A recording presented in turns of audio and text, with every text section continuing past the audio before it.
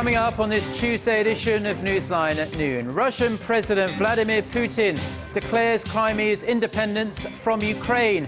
The US and EU slap fresh sanctions on Russian and Crimean officials. The UN urges the international community to take immediate steps to improve human rights in North Korea, accusing the regime of torture comparable to Nazi-era atrocities.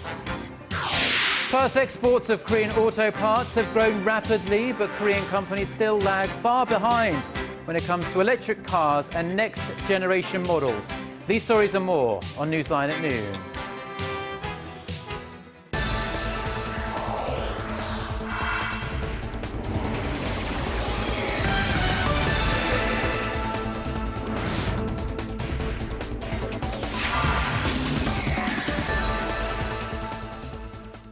Thanks for joining us. You're watching Newsline at noon. I'm Ojin Chu in Seoul. Very good to have you with us. I'm Mark Broom. Our top story this lunchtime, Russian President Vladimir Putin has recognized Crimea as a sovereign state, a possible precursor to its annexation, which the West and Ukraine says is illegal. Earlier, the United States and the European Union had imposed sanctions on several officials from Russia and Ukraine.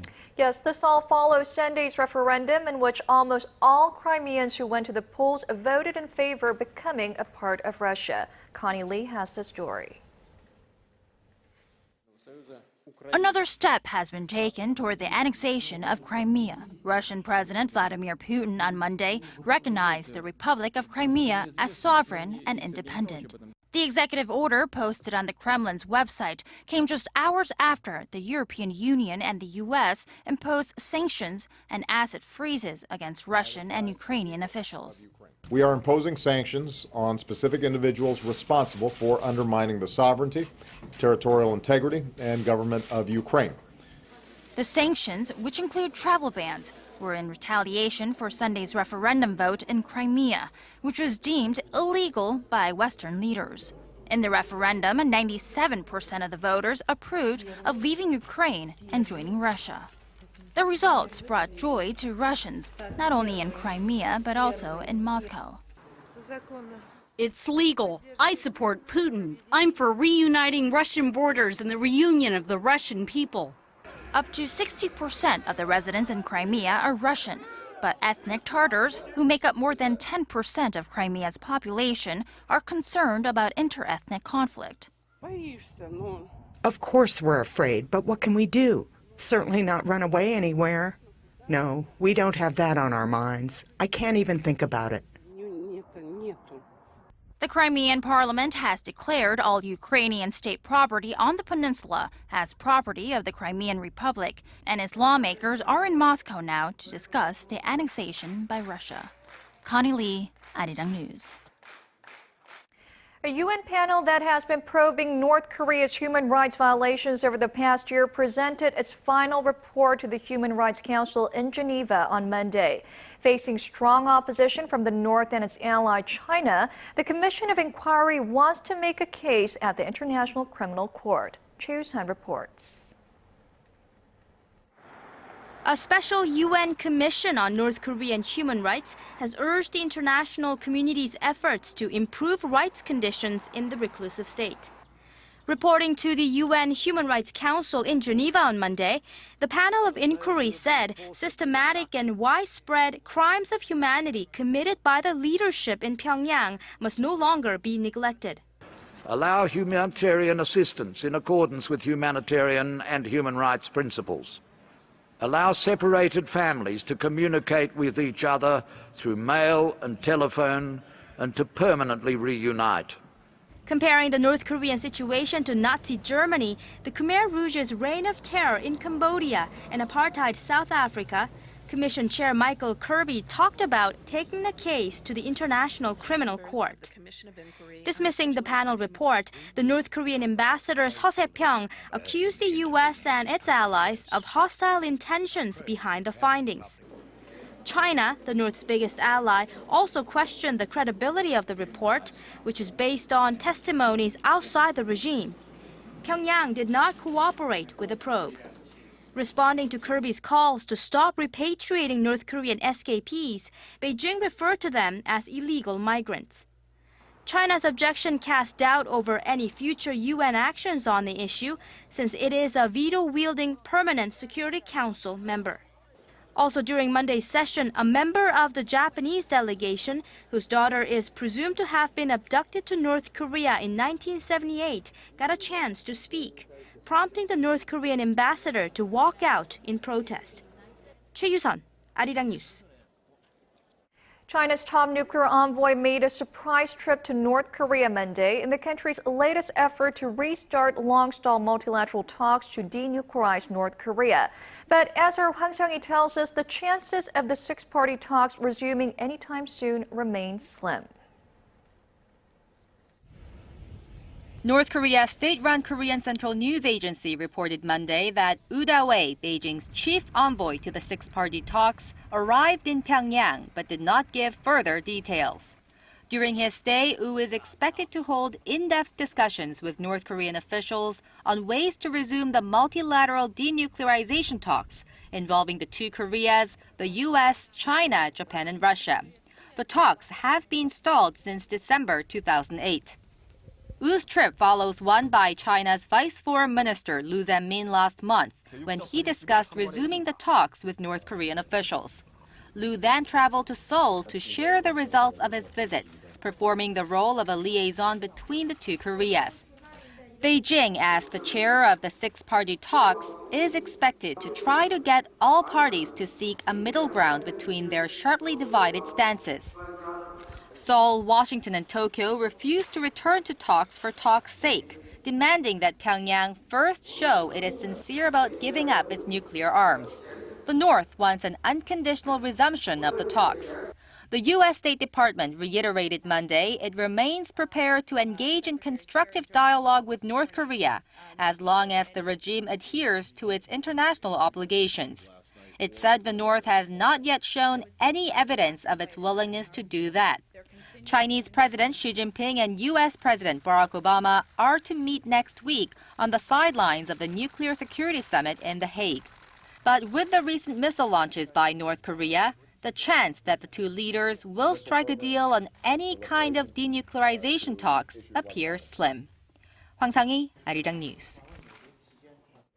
A North Korean-flagged oil tanker that loaded up on millions of dollars of crude oil from a rebel-held port in Libya has been seized by U.S. Special Forces. This after it slipped through the Libyan government's hands last week. The U.S. Department of Defense says a U.S. Navy team boarded the tanker controlled by 3 Libyans in international waters south of Cyprus. No shots were fired and no one was injured during the 2-hour raid, which was requested by the Libyan and Cypriot governments and authorized by U.S. President Barack Obama. The Pentagon says the vessel is now being returned to a port under the control of the Libyan government. The ship, named Morning Glory, was flagged in North Korea, but Pyongyang says it has nothing to do with it. The North Korean state news agency reported last week that an Egypt-based company was allowed to temporarily use the North Korean flag under contract with Pyongyang. The U.S. ambassador to South Korea, Sung Kim, is expected to step down before his term ends. Citing diplomatic sources, Seoul-based Yonhap news agency reports that Kim told acquaintances at a meeting on Monday that he will no longer be the ambassador to Korea this summer. The news has fueled speculation Kim will be succeeded by Mark Lippert, a longtime advisor to President Obama and the Chief of Staff to Defense Secretary Chuck Hagel. Kim, the first Korean American to serve as ambassador to Korea, began his term in November 2011.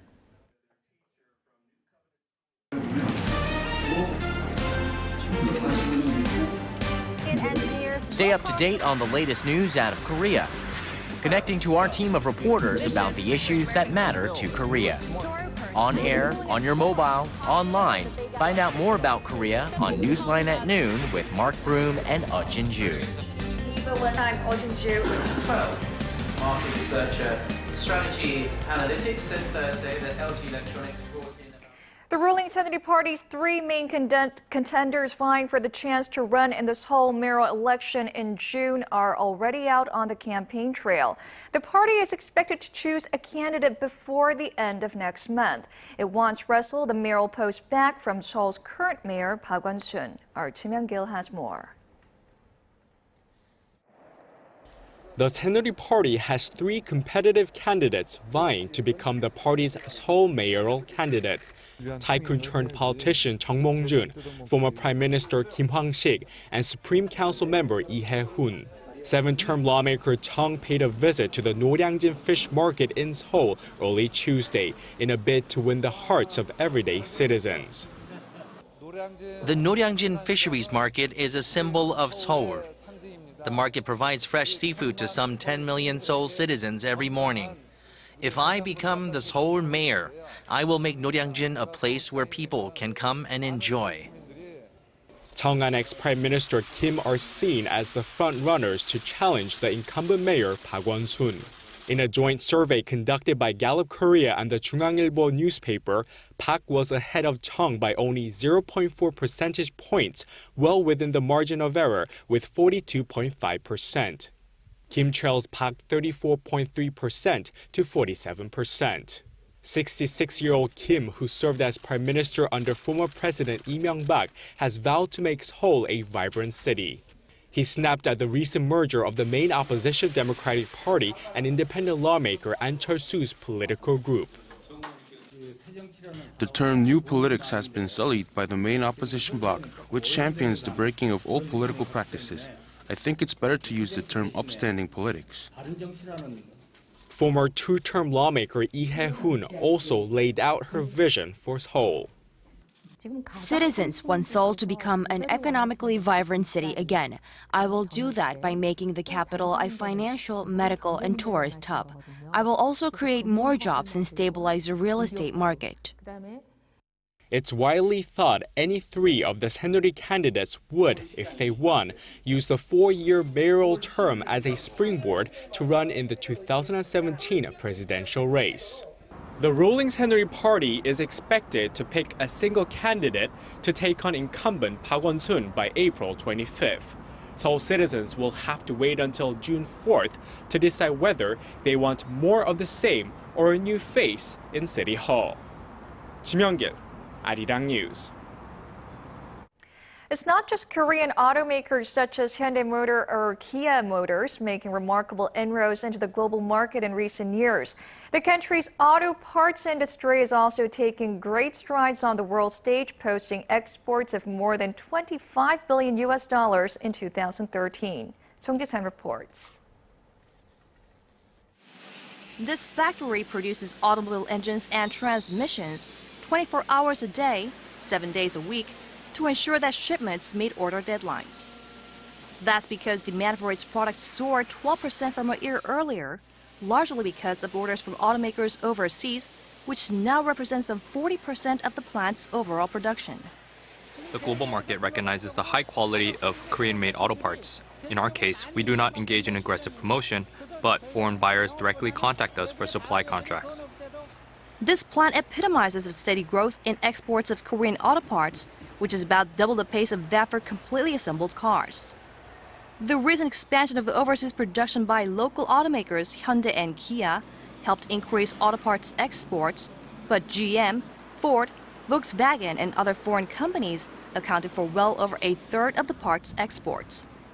Korea's auto parts exports logged a record $26 billion last year, becoming the country's seventh biggest export item. The industry is gaining momentum as it diversifies its trade partners, faces tough competition as it tries to move up in the industry's pecking order. The toughest competition comes from Japan. According to a report released Monday by the Korea International Trade Association, Korea's auto parts export similarity index with Japan hit the highest at 0.56, meaning over half of the industry's export items are identical to those of Japan's. Many Korean auto parts have a competitive edge in pricing over those from Japan and Germany while offering just as good a quality. But market leaders in Germany and Japan keep pushing for higher standards just as Chinese makers are fast catching up. Experts say the big challenge for Korean auto parts makers is improving their research and development capabilities, particularly for environmentally friendly automobiles such as electric cars. 송지선, Arirang News. Now, exports have long been credited for Korea's rise to the world's 12th largest economy, but the trickle-down effects from the nation's export industries have dropped off in recent years. This has prompted the government to prioritize boosting domestic demand as a new driver of economic growth. Kim Ji-yeon reports. Booming exports were once the golden ticket for the Korean economy, but in recent years there has been rising speculation that the country's export-driven economy may have reached the limits of its ability to induce steady growth. Data from the Bank of Korea shows the number of employed has gradually decreased despite a surge in exports. For every increase in exports worth 1 billion Korean won, or $933,000 in 2011, less than 6 people found new jobs.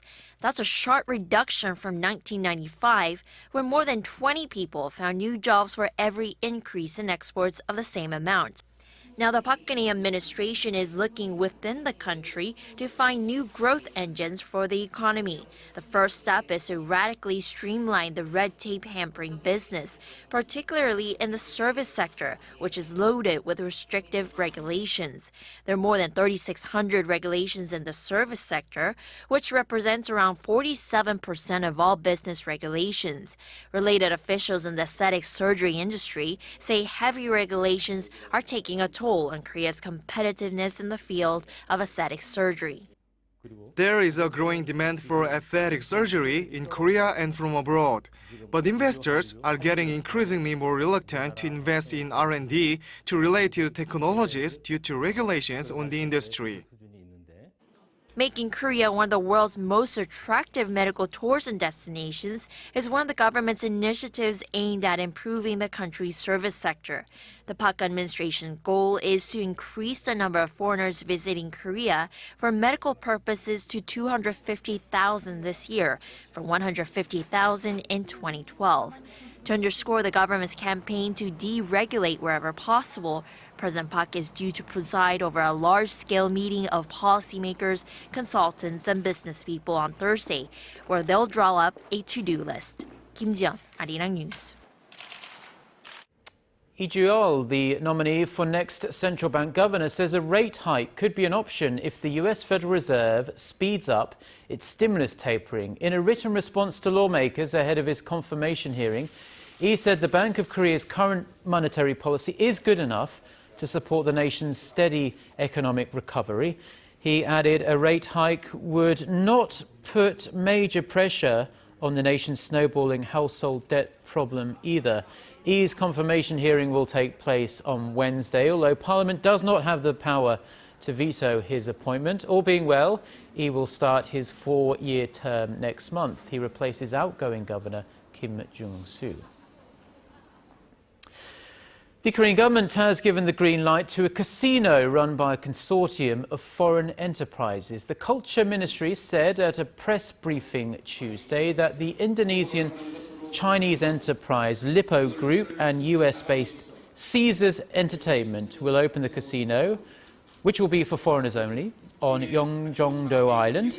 The island is some 50 kilometers outside of Seoul and the location of Incheon International Airport.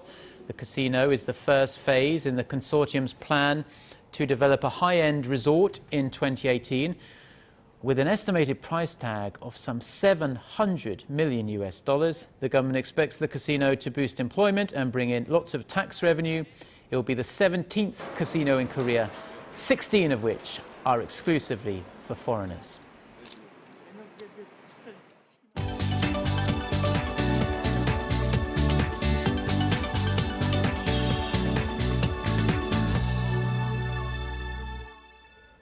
Okay, now we're going to get a checkup on the search for Malaysia Airlines Flight 370 that disappeared 11 days ago now. For that, we turn to the news center where our Eunice Kim is standing by. Eunice, fill us in.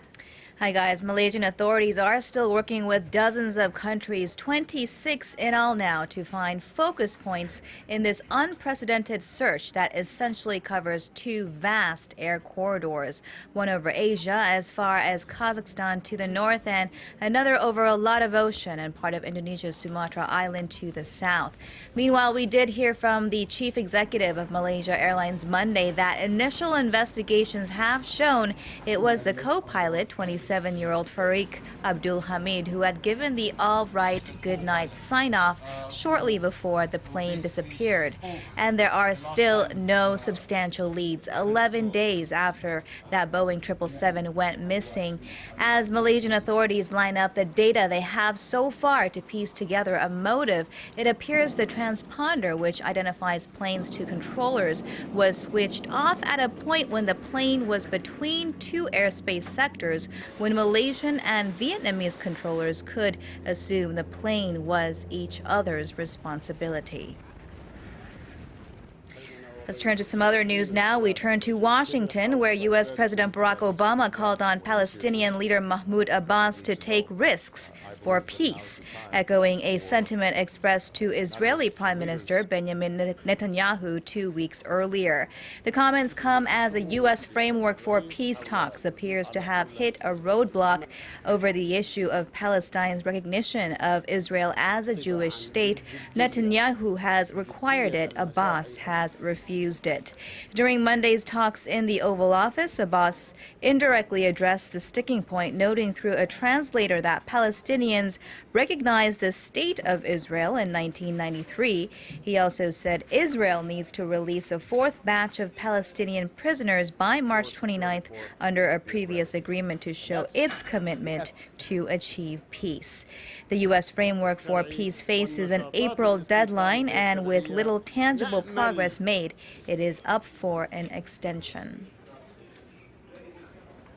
U.S. automaker General Motors has announced another massive recall, this time calling back 1.5 million vehicles linked to 3 new safety problems.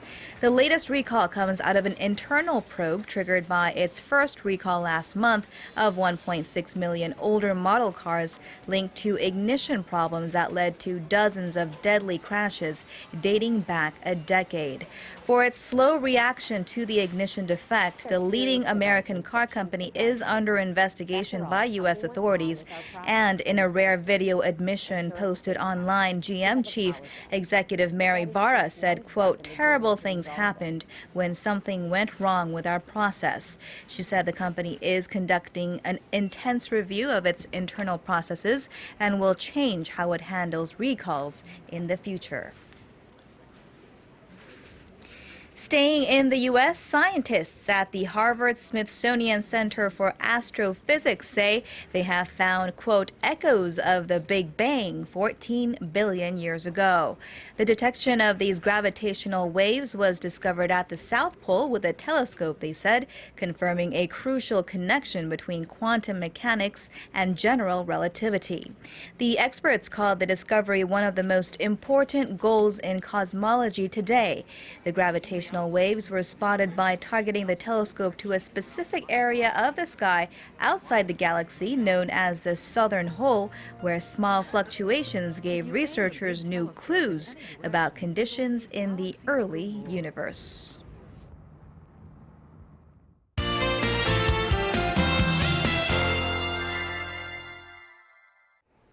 Well, the rain has brought temperatures down by a few notches across the nation, but the readings are still above the seasonal averages, and it will get sunnier as the day goes on, so we should have sunny and mild spring weather today. And I wish I could tell you to get outdoors and make the best of the warmth, but it seems like we have an unwelcome visitor. It's yellow dust from China, and it's already hitting the upper parts of the peninsula, which will gradually expand to other areas and linger until tomorrow. And as for the weather outlook, temperatures will drop gradually each day through the week, and by the weekend, temperatures will jump back up to the mild side. And I should also tell you that the temperatures will continue to go up and down a bit, so please dress accordingly to avoid getting sick. With that in mind, let's take a closer look at the readings for today. The afternoon highs in Seoul will rise to 14 degrees Celsius, while Daegu and Gwangju should peak at 22 and 18 respectively, and Busan should get up to 19 later in the day, or 12 that is. Now let's see how other regions are looking. It looks like Jeju will climb up to 14, Dokdo will rise to 7, and Gyeonggang will hike up to 2 later in the day. Now that's all for me today, and hope you have a wonderful rest of the day.